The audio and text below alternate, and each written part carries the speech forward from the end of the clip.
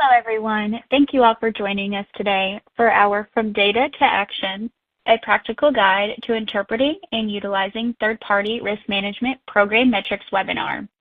My name is Jessie Redmond, and I will be your host. On your screen, you should see multiple widgets, including Ask Question, Media Player, Slides, Related Content, Speaker Bio, Request Demo, and Help. If you are unfamiliar with our webinars, all the widget boxes are resizable and movable, so feel free to move them around to maximize your screen space. At the bottom of your screen in the toolbar are icon buttons to show and hide the widgets. You can expand your side area or maximize it to full screen by clicking on the arrows in the top right corner of the widget. If you experience any issues or have technical questions, you can use the Help widget or submit them along with any other questions through the Ask Question widget. Don't worry, we do capture all questions throughout the session. We will answer some during the webcast, but those that we do not have a chance to answer live, we will address with you via email. Today's live session is eligible for 1 CPE credit.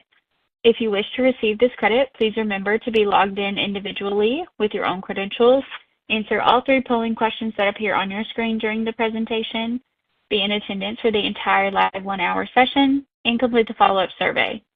We'll send a link to the follow-up survey 24 hours after the live session. If you meet all requirements, we will send your CPE certificate within 7 to 10 business days following survey submission. With us today, we have Hillary Dewhurst, Venmindus Head of Third-Party Risk Education and Advocacy. She will discuss how to effectively analyze, utilize, recalibrate, and evolve third-party risk management program metrics. You will see a link to a copy of today's slide deck, a link to our website, a link to our samples library, links to how to develop metrics in your third-party risk management program infographic, managing issues in your third-party risk management program, the complete strategy ebook, how to report third-party risk management activity to the board toolkit, as well as a link of our library of additional resources, all in the related content widget. With all that being said, I would like to hand it over to Hillary. The floor is yours. Well, hello and welcome, everyone. So today we're taking a little bit of a deeper dive into our third-party risk management program metrics. And we're going to start off with telling the right story with those metrics, and then figuring out how to right-size or recalibrate them when they're not doing what we need them to do, they're not telling that right story, or maybe not measuring the right element. We're going to talk about incorporating stakeholder feedback and making sure we're always aligned with our organizational goals and strategies. And then we're going to wrap up with the discussion around taking action when your metrics are beyond your acceptable threshold. So let's jump in. So to set the stage, it's really important to understand that our third-party risk management program metrics are really there to help us confirm that the program is operating as it should and that the processes are stable, right? So our metrics always need to communicate a few things. These are sort of the story we're trying to tell. So one of the first things is that third-party risk management is instrumental in achieving certain goals for the organization. So those goals may be everything from cybersecurity and privacy to operational resilience, or just getting the maximum value out of our vendor relationships. We also want to demonstrate that the program and our third parties are following regulatory guidance and meeting all the requirements of both our internal policies and what is established through laws and regulations. We also want to demonstrate that the risks within the programs are well managed and that they're within our risk tolerance. We also want to make sure that we can demonstrate that the processes we use in third-party risk management are effective, that these are good tools to identify, assess, mitigate, and monitor our third-party risks. We need to demonstrate that we have effective issue management and that the stakeholders who we depend on to help us execute third-party risk management are engaged and fulfill their respective roles and responsibilities. We want to demonstrate that the data and reporting that we deliver can help drive more effective and timely actions, and that we recognize and take every effort to improve the program over time. So while those were sort of the overview, the main points that we want to make, let's look at the different categories and specific types of metrics that would help us demonstrate those points. So the first one is our organizational objectives. The big question here is, does the program help the organization achieve its third-party risk management objectives? So those objectives may be regulatory compliance, mitigating risk, business continuity and resilience, protecting the brand, what have you. We also want to look at regulatory compliance as its own element because we want to help demonstrate that we're meeting regulatory requirements. So we might look at things like policy and procedures, governance and oversight, new or changing regulatory guidance, or any internal program compliance failures. Another element of our metrics is it can help us understand our risk exposure and our management. So what types and amounts of risks are present in our third-party inventory. So what kind of types and risks do they bring to our organization? So we would want to look at the volume of the third parties, how many are critical, are the risks well managed? What new and emerging risks have we identified? And do we have concentration risks? Do we have them managed? We also want to look at how well we have management and oversight of those risks. Issue management is another major category. We want to know that issues are satisfactorily resolved on time.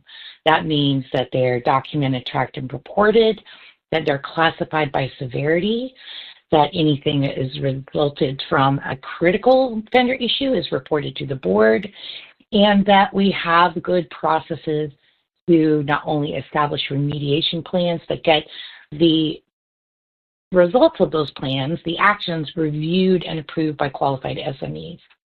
We also want to make sure that anything that's at risk is escalated. Now, of course, the stakeholder component is very important because we need our stakeholders to understand and fulfill their roles and responsibilities. So we might look at if those activities and tasks are completed on time and with the right level of quality. Do we have good internal compliance? Do we have effective stakeholder training and education? Do we let our stakeholders provide feedback for improvement? Again, let's think about our process effectiveness and efficiency. So how well do our processes help identify, assess, mitigate, and monitor our third-party risks? So we can look at that from different perspectives. Risks are accurately identified, processes are standardized, and they're easy to follow, and we get consistent results when we do. We might look at process automation and process exceptions, but most of all, we want to make sure that we have processes that are auditable so we can provide evidence of those processes being executed correctly. So when it comes to data and reporting, of course, we want to demonstrate that the data and reporting are really useful and enabling better decision making. So we might want to think about how often we're reporting and to whom, that the reporting is actually driving action, and that data collection is automated. It's easy to generate our reports. We also, again, want to think about that continuous improvement. So do we have opportunities for improvement identified, and do we realize them? So we might look at our self-audits of the program maturity assessments, improvement roadmap, project tracking and reporting. And again, the ability to respond quickly when an improvement that may not be planned is necessary.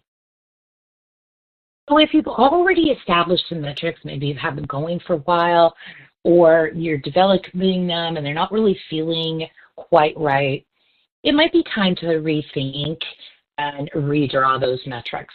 There's a lot of times that things go wrong with metrics, and some of those include when we just have too many metrics altogether, or when those metrics aren't really aligned with our goals and objectives for third-party risk management, so they seem a little discombobulated. Sometimes we're measuring the wrong data, or the data that we're trying to get is really inaccurate or just too hard to get.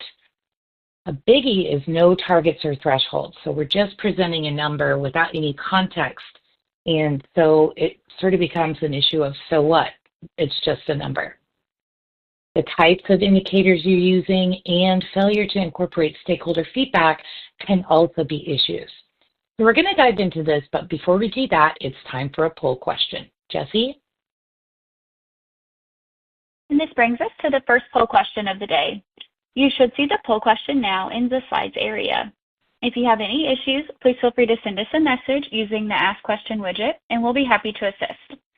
As a reminder, if you wish to receive the CPE credit for today's session, you must answer all poll questions and be in attendance for the entire live session. This poll question is, my organization has established third-party risk management metrics to measure the health and effectiveness of our program. Yes, it's in development, no, or you're not sure. Hillary, we have some time now to answer a question from the audience. All right. Is there a predefined list of metric categories that the regulators would want to see?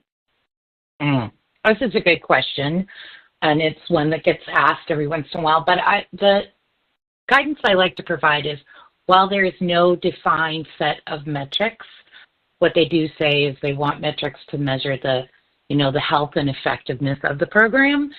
So one thing I recommend is, if you do have regulatory guidance that you follow, you look at the sections in the guidance that are the requirements, because those requirements are there to actually, provide guidance on effective processes. So for example, there's a lot of information about due diligence. You'd probably want to have some metrics that align to that, as well as oversight and monitoring and risk assessment as a bare minimum. But there is no defined list, but that's a good way to get started. I hope that helps.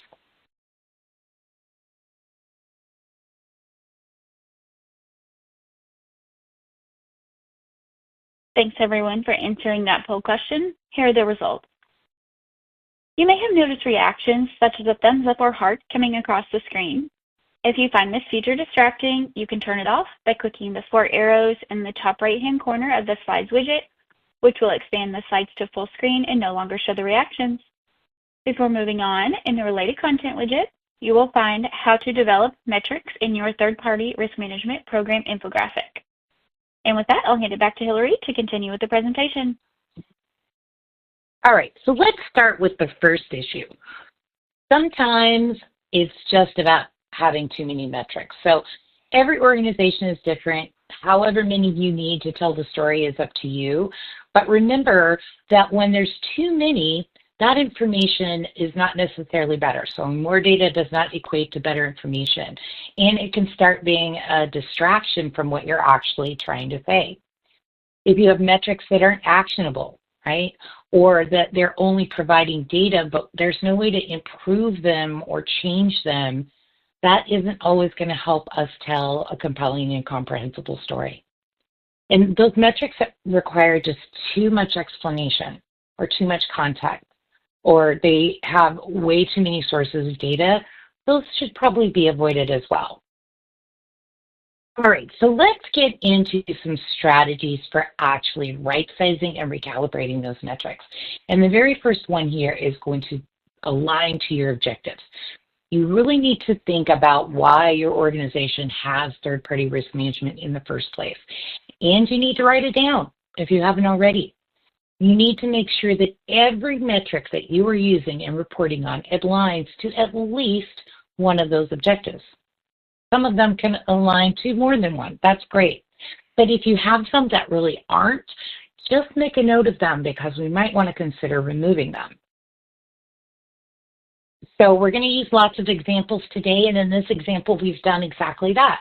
We've listed all of our metric descriptions, and we've aligned them to our organizational objective. If we have a metric that follows maybe more than one objective, think about prioritizing them. What is the most important versus the secondary reason for doing it. The next strategy is to So when we assign our metrics to specific categories, it can be really helpful when we're looking at how to best use that specific metric. What you're going to want to do is identify the categories, and we have some examples here: regulatory compliance, stakeholder satisfaction, risk exposure. We're going to map each metric to one or more categories. Now, here's another example. We're looking at that metric description, the organizational objective, and the category. Now, truthfully, we could have categories that wouldn't all fit on the slide.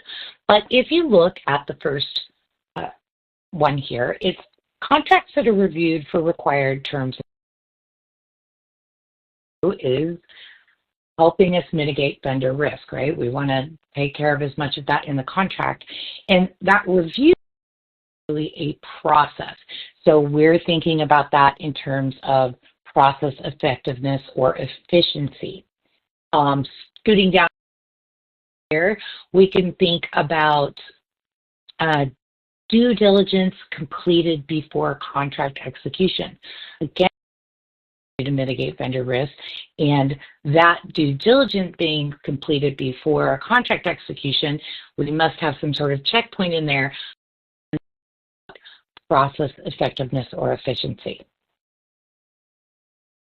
Okay, so once you align to your objectives and your categories, the next strategy is to prioritize, because not every metric is going to have the same impact towards reaching that objective, right? So we want to make sure that we carefully look at each metric and determine how important it is to reaching that objective. And you'll be surprised when you do this that, quite frankly, some of them are lower than you thought. We really are going to focus on the ones that have the most substantial impact. So making sure that we go through this exercise can really ensure that we are picking out the most meaningful metrics and that they truly matter towards our objectives. In this example here, we have our metric description. All of the metrics that would align to the organizational objective of mitigating vendor risk, and we've kind of given them a rank, 1, 2, or 3. Now, as we look at the ones that are ranked number 3, we can see that, yep, those things aren't as impactful as maybe the things that are ranked number 1. So this is just an example of how to sort of work through this exercise in a practical and logical way. Now, the next strategy we have for your metrics is to refine them. So we want to make sure that those metrics are really able to validate performance and to identify and control risk. But if we're measuring the wrong factors, the metric isn't really well developed, or we can't really normalize the data, that metric's going to be really ineffective. So last year, in this example, the internal stakeholders were very loud and was taking way too long. So the third-party risk management team, they introduced a new metric under stakeholder to track the duration of the due diligence process, right? Maybe they had never measured it before. So we have the metric as the average days to, and you can see it runs the gamut each quarter, with the running average being 58 point due diligence. They tracked the metric for a year, and 58 days does seem like a lot. And so the complaints from the stakeholders didn't stop, and now management was getting concerned. So of course, to fix the problem, we have to go back and look at it. But one of the problems here was actually the metric. So what was wrong with this metric? So the first one is the metric has no thresholds or targets, right? We don't have any idea if 58 days is good or bad. We also don't know if this is calendar days or business days, because they do, have a little bit different implications since we're technically not really working on the weekends. The metric does not account for the criticality risk or complexity of the product or service that's going through due diligence, right? So we don't know if This is 58 days for the, janitor, or 58 days for our data center. Also, the metric is looking at a timeline that starts from the time the vendor gets the request for due diligence to the time that it is completely finished. All reviews have been done, all issues have been mitigated, and everything's been signed off. So another big problem here is that third-party risk management cannot control how responsive the vendors are, if those submissions are complete or accurate, or how long it's going to take those vendors to remediate an issue. So we're looking at that whole time span with these uncontrollable factors. Also, we've never really set expectations about how long it should take. We just think it's taking too long. So unless we go back in and fix this metric, we won't be able to take any effective action. So as part of that refining process, the first thing we're going to do is identify the controllable factors. We know that third-party risk management is ensuring that subject matter expert reviews are conducted once the vendor submits all of their information. Third-party risk management can't control and isn't responsible for ensuring the vendor submits all their documentation or that they're remediating their issues. So the next thing we want to do is clarify the parameters. So we're going to measure how long it takes to complete a vendor risk review, right? Not the whole due diligence process. We're going to start the clock when the vendor has provided all of the necessary information and we have it ready to give to the subject matter expert. The clock is going to stop when the subject matter expert has provided their initial review and qualified opinion. We're not going to include remediation timing in there. We're also going to set some internal thresholds, right? We're going to set an internal SLA to complete vendor risk reviews within 45 business days, which we think is the maximum time that we would need for a critical, high-risk, or complex product or service. So the new metric is completion of vendor risk reviews will be 45 days or less.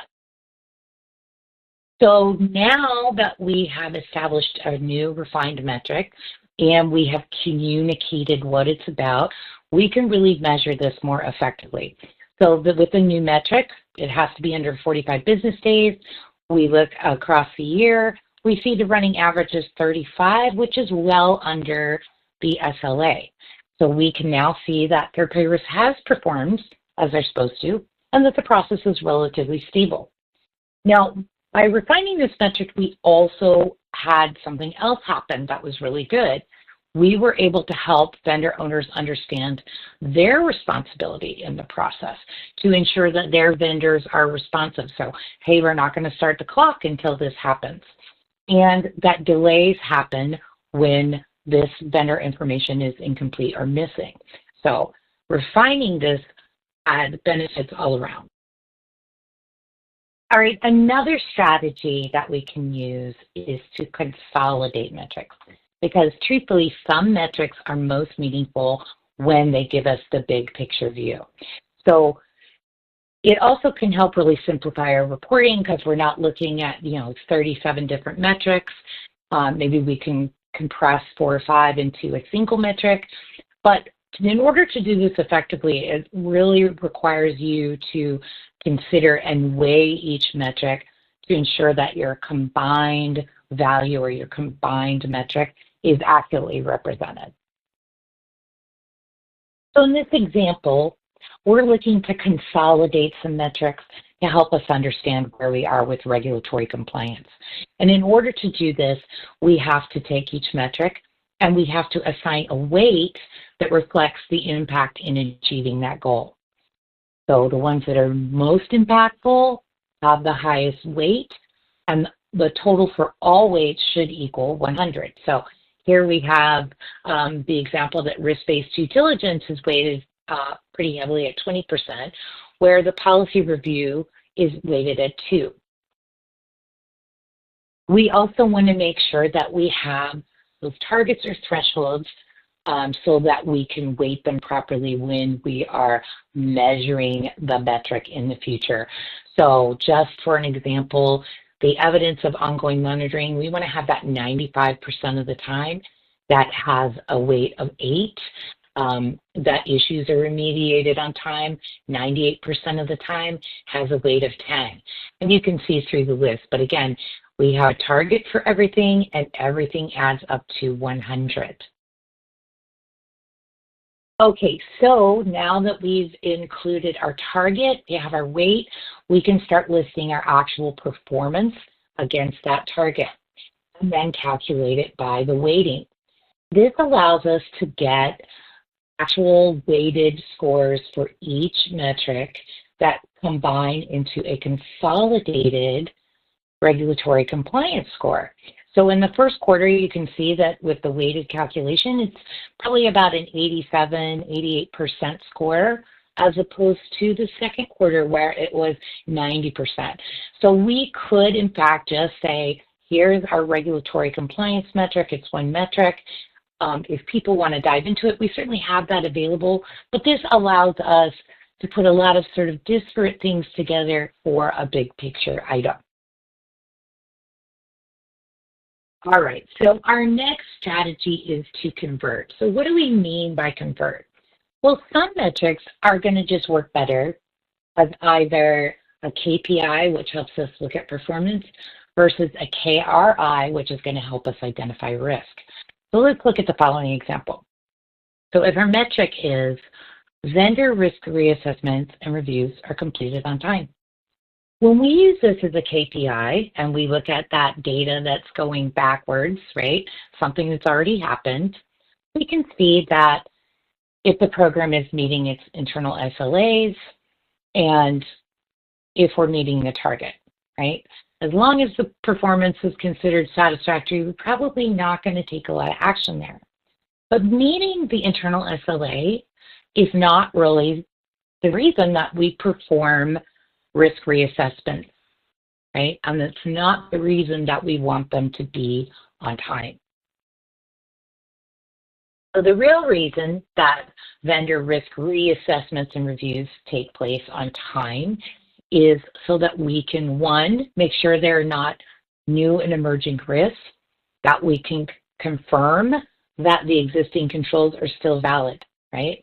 So when we delay that process, that's going to increase our risk or our exposure to risk. So to look at this metric, we need to refine it a little bit. First of all, we're going to include that target, and we're going to convert this metric away from a KPI to a KRI, which is going to help us manage the risk better.